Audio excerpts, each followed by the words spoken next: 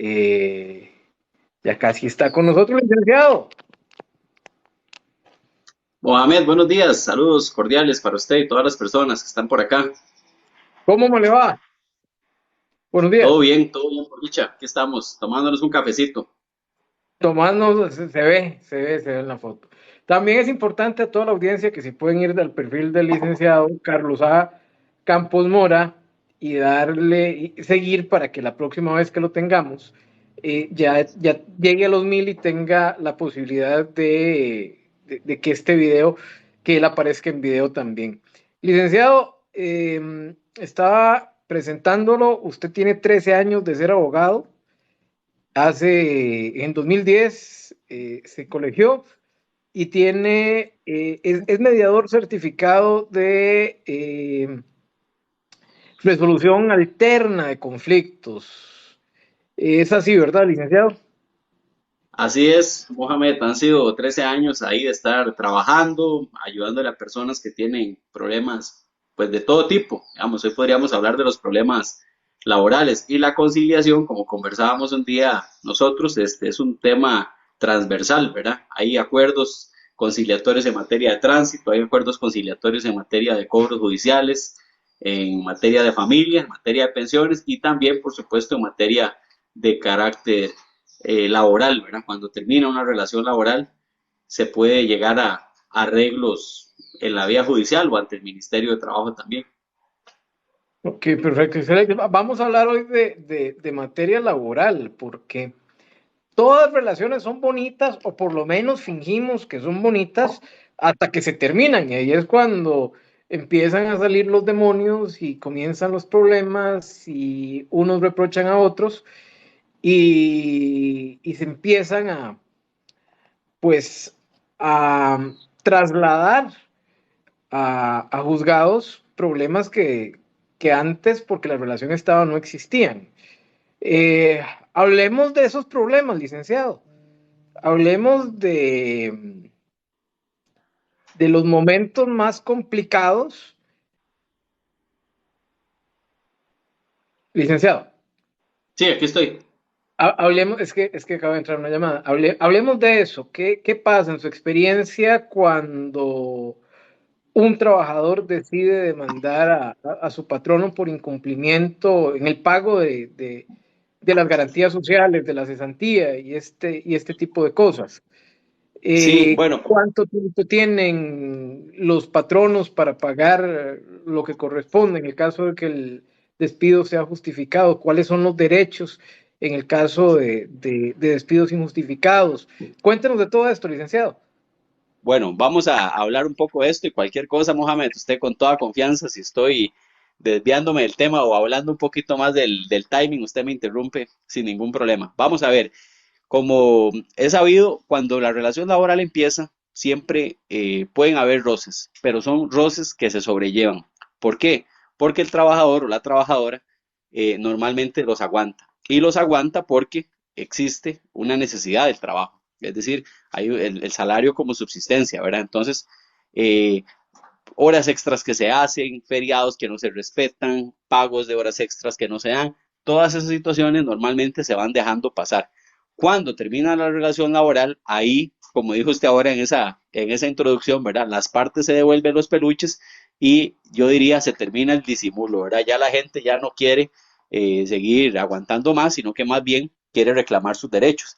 Y es justamente en ese momento donde la persona mira para atrás y dice, mira, en esta relación laboral yo creo que me pagaron menos de salario mínimo, nunca me respetaron horas extra, no me pagaron tal cosa, tal otra, y a partir de ahí empieza una situación de posibles reclamos, ¿verdad? Estos reclamos normalmente se pueden plantear en una primera instancia ante el Ministerio de Trabajo y si ahí se llega a una conciliación, pues el asunto termina. Si no, se podría ir a la vía judicial. ¿Cuánto tiempo tiene la parte trabajadora para plantearlo? Es una pregunta importantísima que usted hace. Es un año contado a partir de que termina la relación laboral, ¿verdad? Es un año contado a partir de eso. Después de ese plazo, transcurrido ese plazo, ya mejor ni intentar nada porque no vale la pena. Simplemente se va a declarar prescrito cualquier tipo de reclamo. Ahora, ¿qué es lo que normalmente se reclama? Lo que normalmente se reclama son los siguientes. En primer lugar, sin duda alguna, el tema del salario. Las personas revisan si les pagaron bien el salario, si estaba acorde al salario mínimo. Se reclaman mucho horas extra y al variar el tema del salario o decir, no me tenían que haber pagado 570,000, sino 610,000, obviamente eso genera un nuevo cálculo, da una nueva expectativa que va a incidir en la materia de cómo calcular lo que ya posiblemente se le haya pagado por auxilio de cesantía y por preaviso.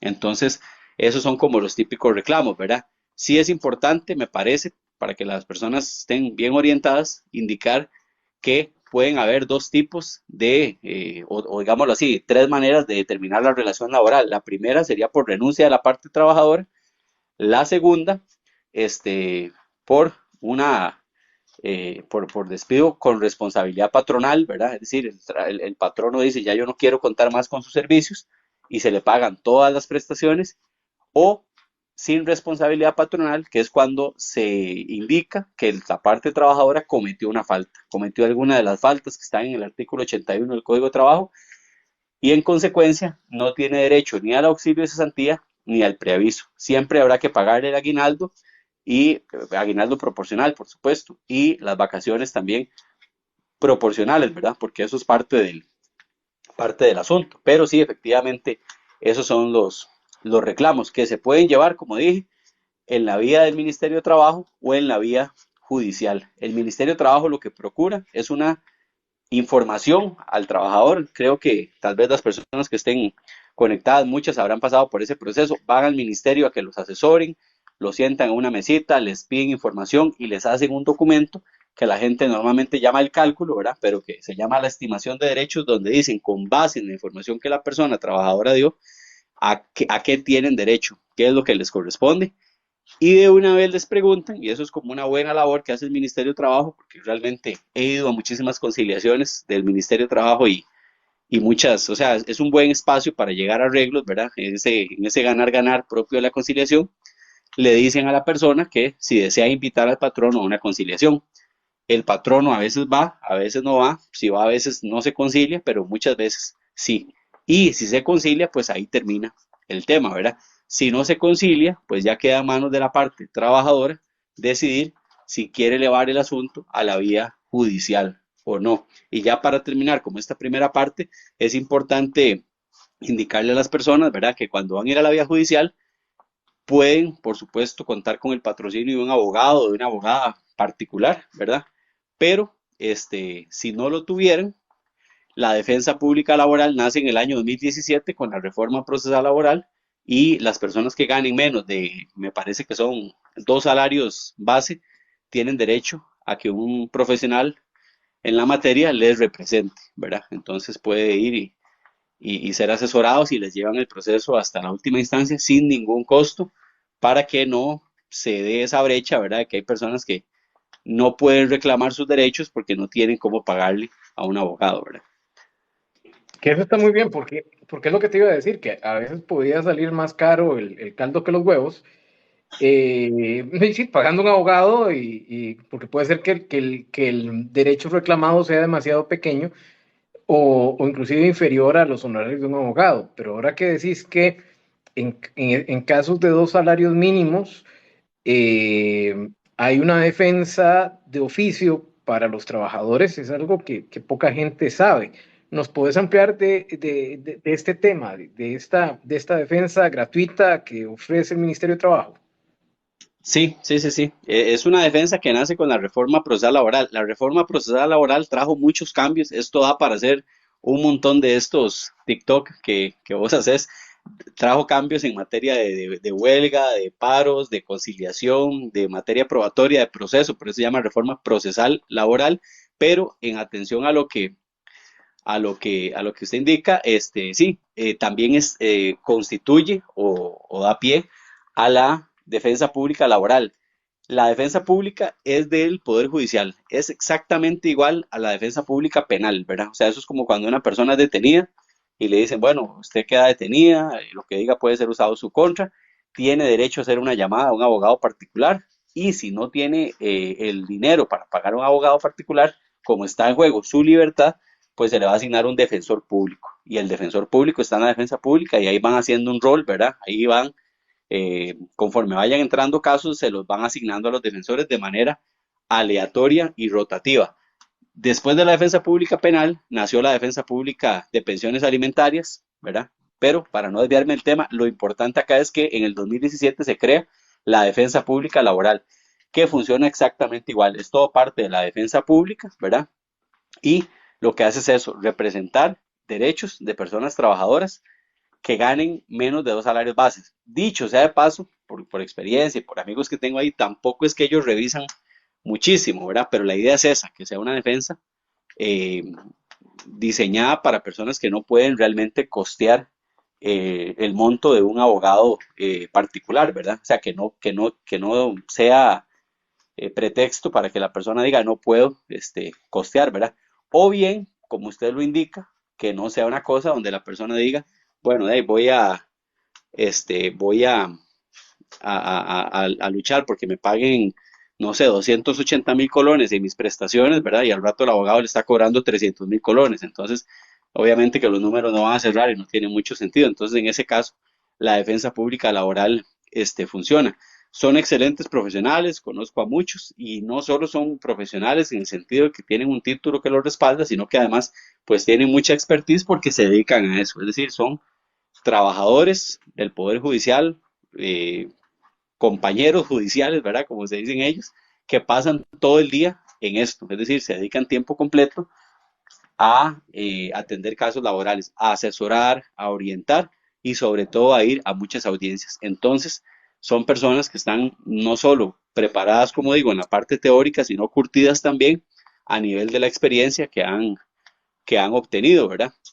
Y ya metiéndonos un poco en la organización, pues eso son personas que están ahí ejerciendo su papel y tienen una organización como todas las del Poder Judicial y casi que todas en general en el gobierno, ¿verdad?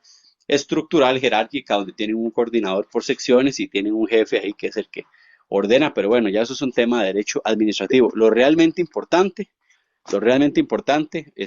Mohamed y las personas que nos escuchan es que son personas que están atentas a cualquier persona que llegue a solicitar ayuda. Un dato interesante, se elevó mucho después de la reforma procesal laboral los reclamos laborales y cualquier cantidad de personas que trabajaban en seguridad privada, como misceláneas, etcétera, empezaron a hacer reclamos. ¿Por qué? Porque son personas que se merecen todo el respeto del mundo por la dignidad de personas que tienen, pero que estamos claros que son trabajos con salarios bajos que muchas veces impedían a que esas personas fueran. El tema de pagar a un abogado era inaccesible, ¿verdad? Entonces se elevaron mucho los reclamos, ¿verdad? Y eso es un tema que alguna gente criticó. De ahora hay más casos. Bueno, por un lado hay más casos y hay que ver cómo se gestionan a nivel del Poder Judicial mejor esos casos. Pero por otro lado es un síntoma que refleja que había un montón de gente antes de la reforma que no hacía los reclamos, ¿verdad? No hacía los reclamos porque estaba fuera de sus parámetros y posibilidades, ¿verdad? O sea, se violaron los derechos simplemente porque no había dinero para poder defenderse. Y ahora con la nueva, Exactamente. ¿cómo interpretarlo así? Ok.